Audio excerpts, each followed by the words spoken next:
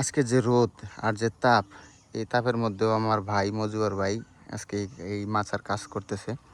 আমাদের এইদিকে এটারে জাংলা বলে, অনেকেই গুড়ি বলে, মাছা বলে।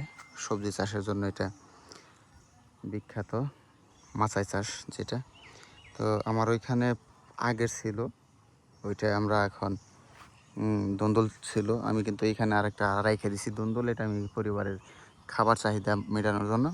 আর এটা ছিল বাণিজ্যিক চাষ, সেটা আমি কেটে ফেলছি। আমার হারভেস্ট শেষ, এখনও দন্দলের বাজার আছে, ভালো বাজারই আছে।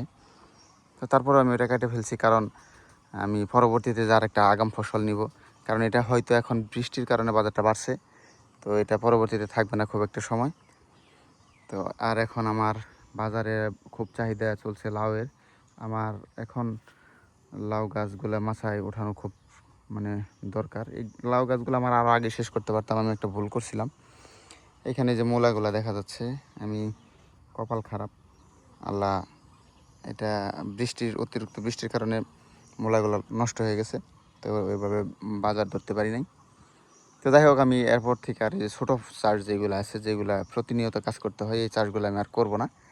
এর কারণ হচ্ছে যে এইগুলোর পিছনে সময় দিতে হয় প্রচুর পরিমাণে। আর এই যে উপরে যেগুলো মাছায় চাষ করা হয়, তো এইগুলা কিন্তু আবার আজকে কাজ আমি না করতে পারলেও কালকে করব। তো এরকম করে ফালায় রাখলেও কাজগুলো হয়।